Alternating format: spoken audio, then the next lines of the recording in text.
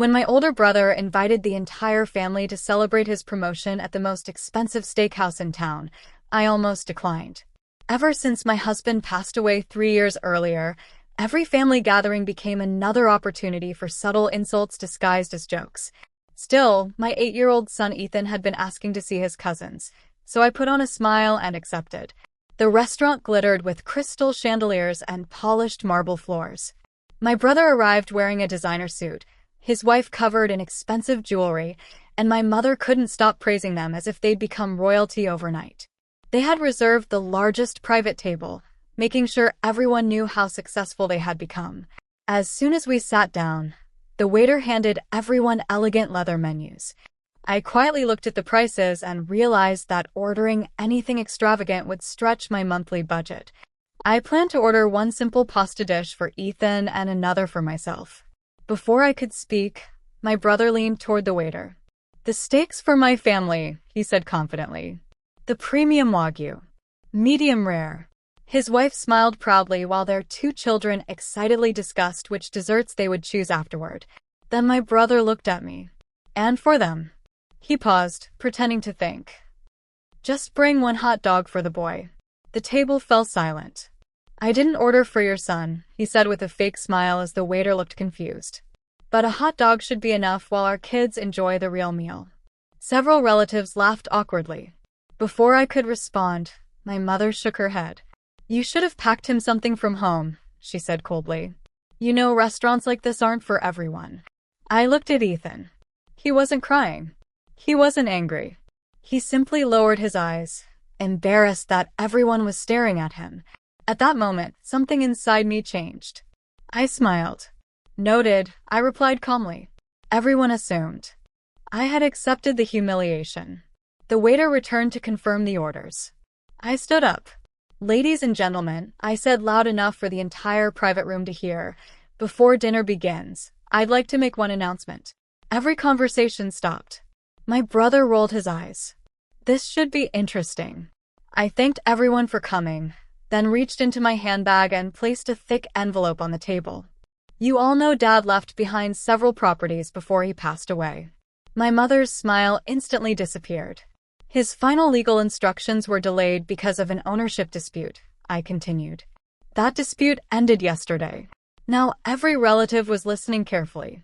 The lawyer asked me to deliver one message before the documents become public. My brother suddenly looked nervous.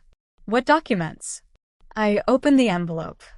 My father discovered that someone had secretly convinced him to transfer ownership of his largest commercial building years before he died. The room became perfectly still. He believed he was signing refinancing paperwork. My brother's face turned pale. But they weren't refinancing documents. I slowly turned toward him. They were ownership transfer papers. His wife grabbed his arm. "What is she talking about?" I continued reading. The court ruled the signatures were obtained through fraud. Gasps spread around the room. "The property has now legally returned to father's estate." My brother tried to interrupt. "That's impossible." "It isn't," I replied. The judge also ordered a full financial investigation. Now even my mother looked terrified. "What investigation?" I calmly placed another document on the table. It appears someone also used father's company accounts for personal luxury purchases over several years. The restaurant became so quiet that even the neighboring tables stopped eating.